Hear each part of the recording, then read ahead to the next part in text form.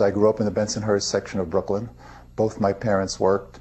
From them I learned strong sense of work ethic, strong sense of morality, and never, ever, ever complaining about anything in life.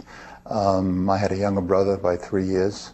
We grew up in a very competitive environment, although when you're in it, you don't realize that it's competitive because that's the way things are.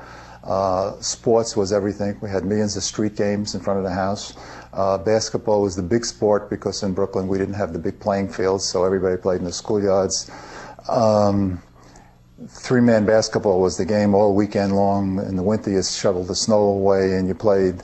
And the deal is you play three-man ball. If you lose, you get off. Winners stay on. So if you lose, you could wait 2 hours to go back on. So that's very competitive. And you also learn how to pick your partners. To have a winning team in three-man ball, you need a good shooter, a good rebounder, and a good arguer. And that's the kind of team you have. My father didn't believe in allowances, and so we had part-time jobs. I had lots of part-time jobs. I worked as a soda jerk in a restaurant. I made sandwiches. I was a messenger in Rockefeller Center. I worked in the coat check rooms of Broadway Theater, all kinds of jobs.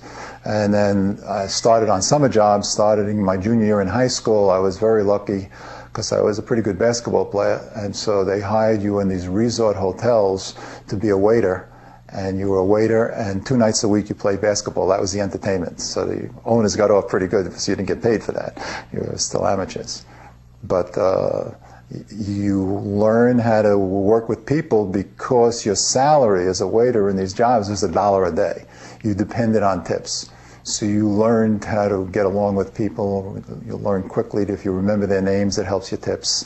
If you learn about their family, if you learn about them, get friendly with them. You got a whole week to get to them, to like you, to give you a good tip. And it's very good to develop your memory and remember people's names and things like that, and personal things about people. And that would imply if you're an entrepreneur and have your own company, you really want to learn, certainly early stages, everything about all your employees down to the lowest level employee.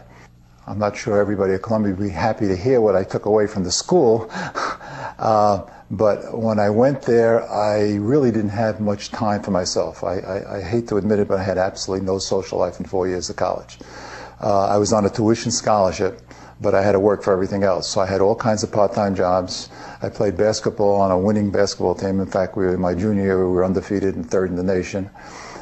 Between all the jobs and everything, my real goal was to just make sure I never cut a class and see how much I could learn while I was in class, and then cram. And I got through and I was able to get B's, but I don't think I really got into the learning spirit. But what I did learn between all the activities was a great sense of time management, because there's never enough time in life to do everything you want to do.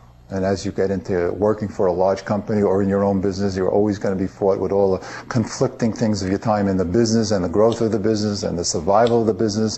And at the same time, you have all the things with family. And how do you make room for everything? And you can't. So you've got to be very efficient with your time. And I think that stood me in very good stead. Well, from Columbia, I went into the Army for 2 years. I was Korean War, so we were drafted. So I had no choice, although I must say I had a great experience in the Army, playing ball.